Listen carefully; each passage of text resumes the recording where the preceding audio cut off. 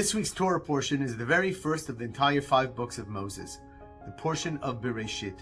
It's a foundational Torah portion, and it says a lot about human nature and really sends a powerful message to the times that we live in, the extremely dangerous and trying times that Israel is facing with their enemies and for Jews the worldwide.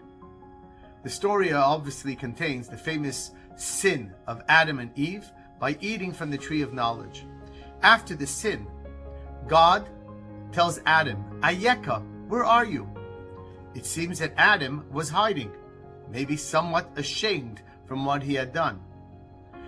Now one can ask, why did God ask Adam where he is? God obviously knows everything. Why didn't God ask the obvious question? Adam, I told you not to eat from the tree of knowledge. Why did you do this?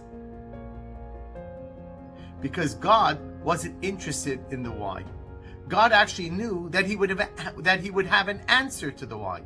As the Torah itself says, that Adam told God, what do you mean? The wife that you gave me convinced me and made me do it. He had a good response for God.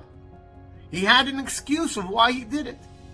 God wasn't interested in the excuses, but rather he asked him, where are you? With all your excuses, how could you justify doing the one thing that I asked you not to do? Independent of all the responses that you have. I was hungry, looked desirous, it doesn't matter. Why did you choose to put yourself in such a situation? He wanted Adam to consider the grave consequences that his behavior would cause to himself and the future of all humankind. And possibly more importantly, God wasn't interested in the why because God wanted him to own up to the behavior that he displayed. God wanted him to own up to his sin and to the havoc that he created. And we know that Adam was without remorse. He didn't own up.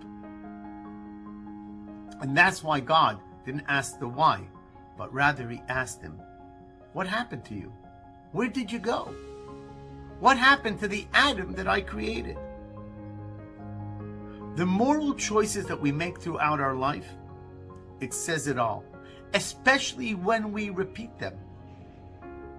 It tells people this is the life and the path of life that I have chosen. It tells the world exactly, Ayeka, where we are, where we stand. When we look at the situation today, the world should not be asking why they did those atrocious acts. They should be asking, how can they do it? How can a human being behave in such a way? There is no why that can be answered, that can explain those actions.